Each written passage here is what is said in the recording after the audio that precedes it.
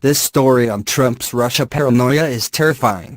The Washington Post published a breathtaking piece this week detailing the depth and breadth of President Donald Trump's blind spot on Russia. The story is, in a word, terrifying.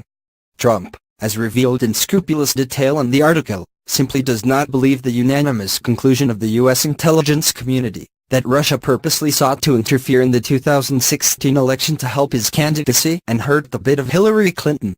Trump's refusal to acknowledge that fact is, according to sources in the Post story, entirely attributable to the fact that he believes doing so would somehow invalidate or weaken his victory and his presidency.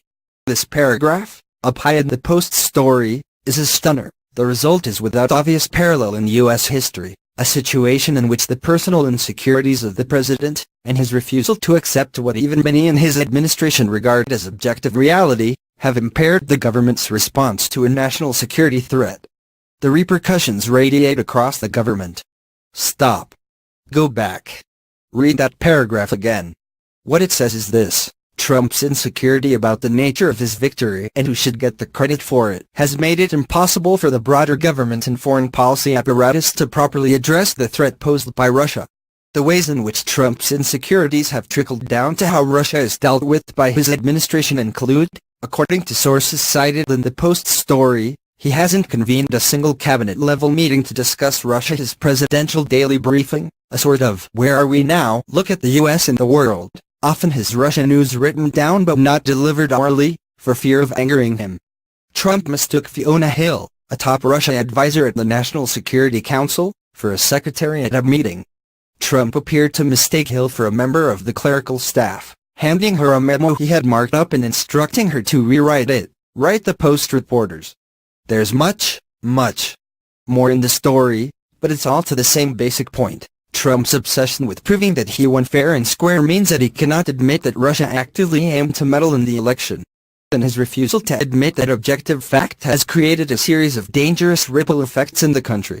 What's terrifying about that willful blind spot is that every single person in a position to know has been unequivocal about the fact that Russia views its 2016 interference as a massive success and predicted that the country will be back in 2018 and 2020 with even more sophisticated meddling efforts. It's not a Republican thing or Democratic thing, it really is an American thing, former FBI Director James Comey said of the Russia threat in testimony before the Senate Intelligence Committee in June. They're going to come for whatever party they choose to try and work on behalf of. And they're not devoted to either, in my experience. They're just about their own advantage. And they will be back.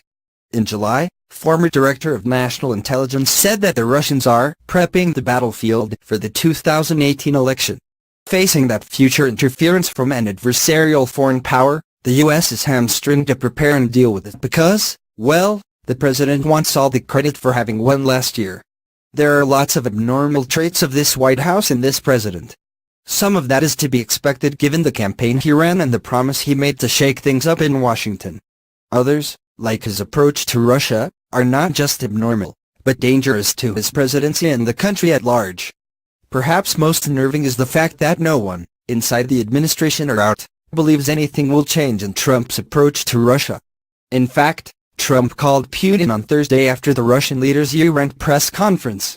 He said very nice things about what I have done for this country in terms of the economy, but he said also some negative things in terms of what is going on elsewhere, Trump said on Friday morning. The primary point was to talk about North Korea.